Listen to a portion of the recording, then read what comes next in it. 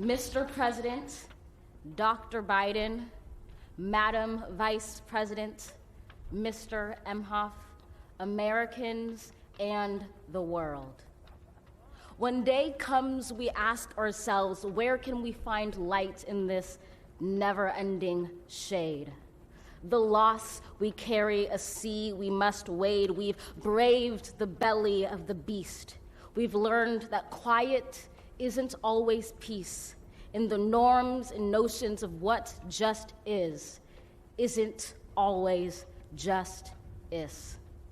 And yet the dawn is ours before we knew it. Somehow we do it. Somehow we've weathered and witnessed a nation that isn't broken, but simply unfinished. We, the successors of a country and a time where a skinny black girl descended from slaves and raised by a single mother can dream of becoming president, only to find herself reciting for one.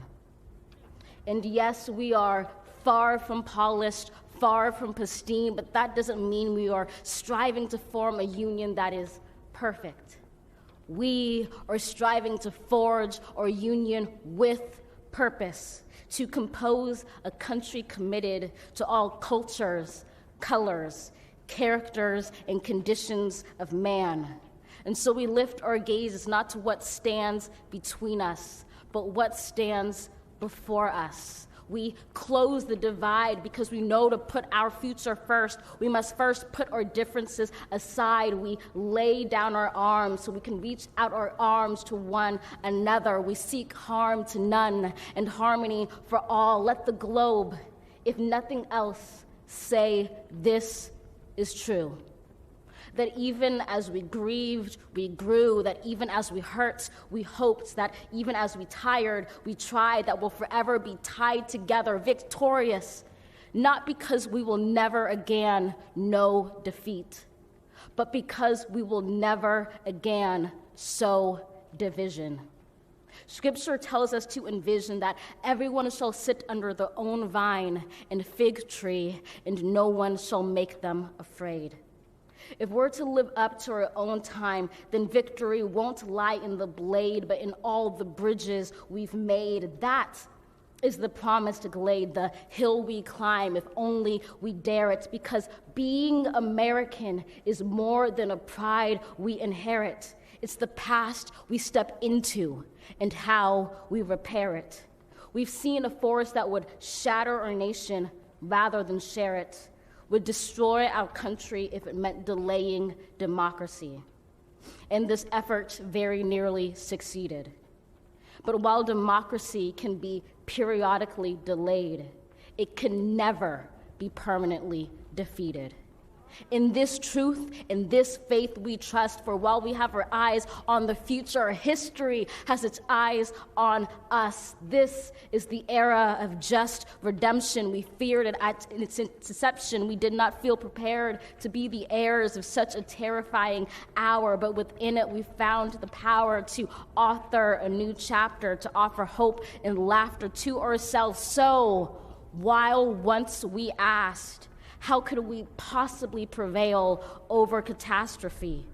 Now we assert, how could catastrophe possibly prevail over us? We will not march back to what was, but move to what shall be, a country that is bruised but whole, benevolent but bold, fierce and free. We will not be turned around or interrupted by intimidation, because we know our inaction and inertia will be the inheritance of the next generation. Our blunders become their burdens. But one thing is certain: if we merge mercy with might and might with right, then love becomes our legacy and change our children's birthright.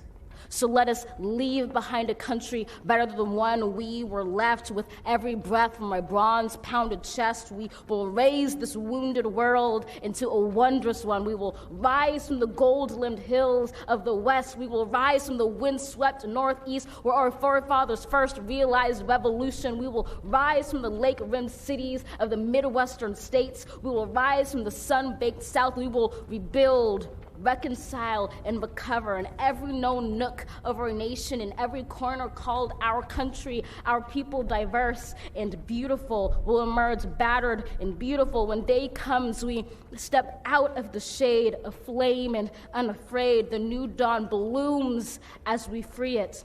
For there is always light, if only we're brave enough to see it, if only we're brave enough to be it.